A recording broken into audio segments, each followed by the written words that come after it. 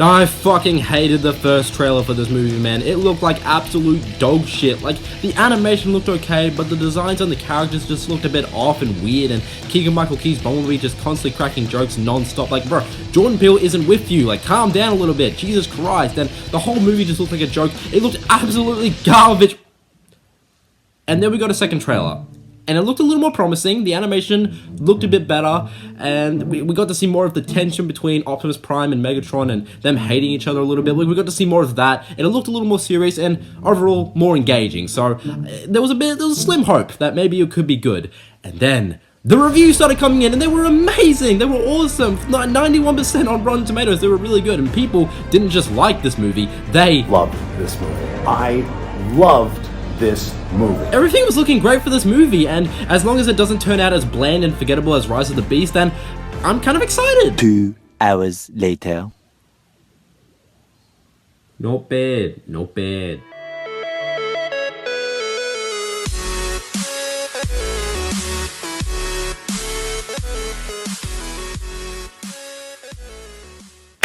Hey guys, welcome back to the Ground Ones channel, and welcome back to another movie review. And the movie we're reviewing today is the first feature-length Transformers movie in years that actually focuses on the Transformers and takes place on Cybertron. Fucking round of applause, come on! And a very unrecognizable cast: Chris Hemsworth as Optimus Prime and Brian Tyree Henry as Megatron. Like, I'm not gonna get to hear this for the 100th time. My name is Optimus Prime. And this movie is not directed by Michael Bay. Yeah, let's go. But yeah, part of me will miss Michael Bay, you know, because he always has these weird, funny moments in these movies that are just so random it's funny. Like this. How do you say get the fuck out of the way in Chinese? I'm gonna miss stuff like that. I'm really gonna miss it. And the movie is Transformers 1. After 7 live-action movies, we finally have a Transformers movie that is animated, takes place on Cybertron, and focuses on the Transformers. It is really fucking weird. There are no human characters in this movie, which is just bizarre and really strange, and honestly, that is all I could possibly hope for in this movie. And yeah, part of me was still a bit nervous going into this movie, thinking people were maybe overhyping it, and it was just going to end up like how the first trailer was, you know, all jokey and just a big comedy. But then a part of me was like, hey, this is the first Transformers movie to, you know, take place on Cybertron and focus on the Transformers. Like, this is the first movie in years to do something like that. So a part of me was like, hey, like, this could be good. This could be great even. This is like a breath of fresh air for Transformers fans. It's finally something different. So yeah, a part of me was kind of excited for this movie. So yeah, what did I think of Transformers 1? For the most part, I enjoyed it. It was a pretty solid animated Transformers movie, and a solid origin story for both Megatron and Optimus Prime. Like, how that all, you know, goes and stuff is mostly pretty simple, but it's also, you know, taken seriously, and it's not treated as a joke, as, you know, the first trailer kind of was, you know. It's not just one big joke of a movie the entire time, and Keegan-Michael Key's Bumblebee is just cracking jokes like, hey, I got knife hands, and yes, occasionally we do get stuff like that, but not really. There are actually some genuinely serious scenes in this movie, and I do appreciate that. It's pretty good stuff. But before I get into any of my nitpicks or issues with this movie, let's get into the good stuff. I'll say for the most part, the animation in this movie is pretty solid. Like, kind of like what I said at the start of the video, I, you know, didn't really love the animation, or I thought it was okay, but I didn't love it, and I thought some of the design choices for the characters was just a bit off, and I didn't love it. But then watching the movie, I got used to it. I enjoyed it a lot more, and when the characters like Optimus Prime and Megatron get their more traditional looks and design, I was like, yeah, this looks great. This looks so fucking cool. The look of Cybertron as well is pretty. It looks really nice and it looks good. It did remind me of some of the other, like, the animated Transformers TV shows that I used to watch, and even some of the games. So it kind of gave me that vibe. So that's pretty great, I guess. That's good. I wouldn't say it's no Spider-Verse level, like, material, I'd say. It's not, I wouldn't say it's just like the Spider-Verse movies. I wouldn't say it's that great, but it's mostly pretty good. It's pretty solid. I want to talk about some of the characters and the voice acting in this movie, starting off with Chris Hemsworth as Orion Pax and or Optimus Prime. He's no Peter Cullen. I'm just going to say that. He is not Peter Cullen.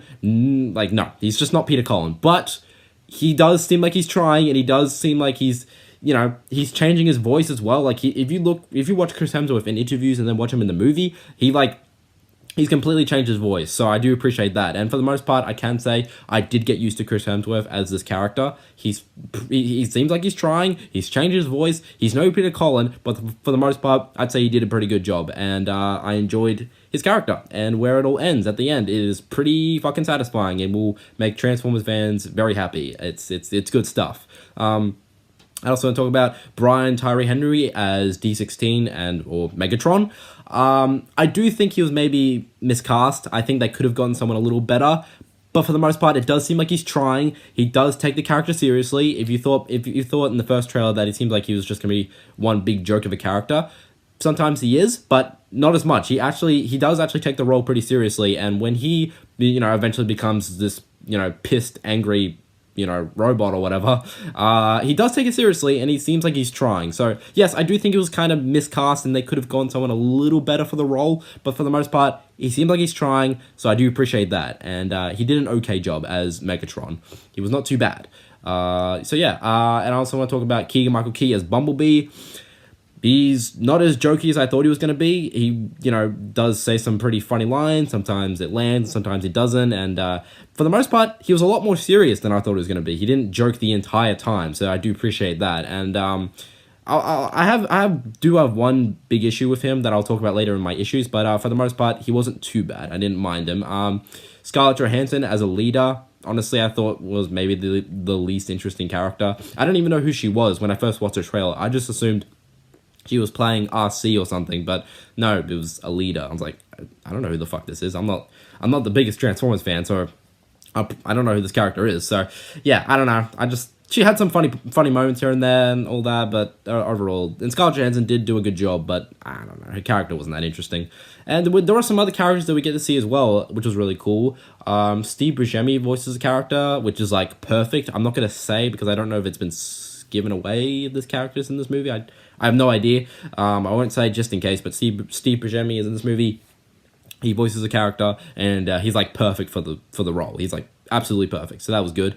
And the animation, characters, voice acting, all that was pretty solid. I'd say the story isn't too bad as well. Like you do know where it's going. It's the origin story of how Megatron and Optimus Prime became enemies. Like, you know where it's gonna go and how it's gonna end, most likely, but it's like, the story is engaging enough where you want to know how it goes and the build up to it, and you want to see how it all, comes together pretty much. And I say the story is pretty good, and it does take itself pretty seriously. I'd say maybe the middle of the movie, it does become a little slow, but it takes itself seriously, and it's not just a big joke fest for the entire runtime. It's like kind of like how the first trailer looked. Like, it's just a bunch of jokes and it's quirky and it's all that. No, it's not like that the entire time. Yes, okay, of course, it is still like that occasionally, but not the entire fucking runtime. So don't worry. If you are scared to watch this movie that it's just going to end up like how the first trailer was, it's not. It takes itself seriously at times, and it's interesting. It's not bad. And how it all leads to the showdown or the final battle at the very end,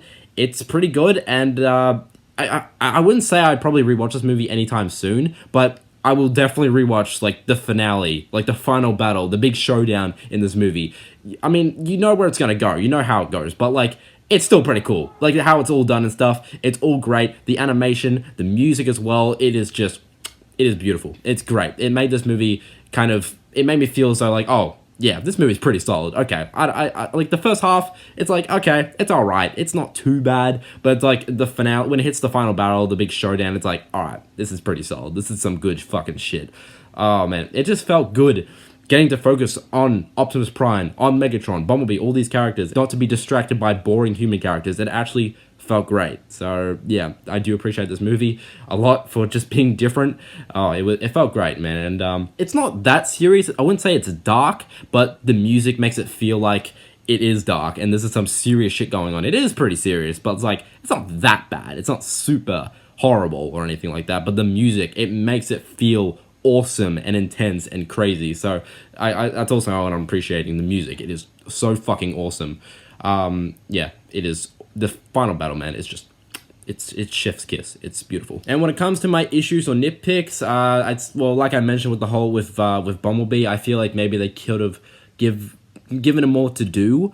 Like if he's not fucking like joking around being quirky and stuff, he's taken seriously, but he's not really given much to do. Like, I feel like they could have done more with, his friendship with Orion Pax or Optimus Prime or whatever. I feel like they could have done more with that, and how it all concludes is kind of disappointing. It's like, dang, you could have done more with the friendship and bond between Bumblebee and Optimus Prime, but I feel like how it all concluded was just like, one big gag, and it was kind of funny, but it was like, oh, come on, you could have done more with that. I feel like they could have, done more with Bumblebee, but hey, he was given that one big moment in Rise of the Beast, and he even has his own fucking movie, so I feel like maybe Bumblebee's been given enough to do. Let's have other characters do more of the heavy lifting. But yeah, I do feel like they could have done a little more with Bumblebee in this movie, and the movie does feel like it does get a little slow. Like I said, the movie has some very serious moments, which I didn't mind. That's why I'm really just saying this is a nitpick, but some of those scenes I'm referring to do go on for a little too long. It's a bit of exposition, and when it finally cuts to an action scene, it's like, oh my god, it feels like it's been such a long time since we've gotten an action scene. It's like they took a break from it, so I feel like it does get a little slow, and maybe parts of the story feels a little rushed, especially with how D16 slowly becomes Megatron. The movie's only an hour and a half. It's short, so they weren't able to really take their time with everything. So I'd say like when D16 is slowly becoming more and more angry and driving him into vengeance and all that, it's like, I feel like maybe they could have taken more time with it, and it didn't have to feel so kind of rushed a little bit. I didn't mind how they did it. It's just like it maybe felt a little too quick. But other than that, like I said at the start, not bad. And overall, I really do think every single hardcore Transformers fan should go out and see Transformers 1. It's genuinely something different. We're not distracted by human characters. It takes place on Cybertron, and we're focusing on the Transformers. And, solid animation, solid voice acting, solid characters. The big finale is just fucking epic. I enjoyed this movie, man. It felt like something different, and it felt great just getting a Transformers movie that genuinely feels like a Transformers movie. It's not jokey the entire time, which was what I was afraid of. It's not that. It takes itself seriously, and I hope we get sequels, man. Transformers 1 was a blast. And do I overall recommend you go out and see Transformers 1? Well, if you are a hardcore Transformers fan, what are you doing? Why are you watching this video? Just go watch the fucking movie. It's worth your time.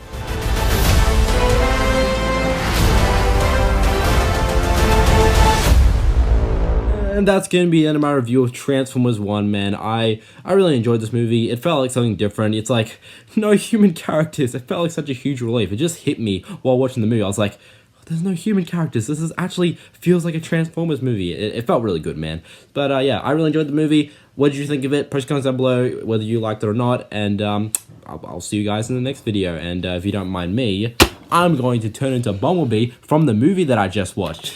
Here we go. Ron. Where is Ron right now? All right, I'm done.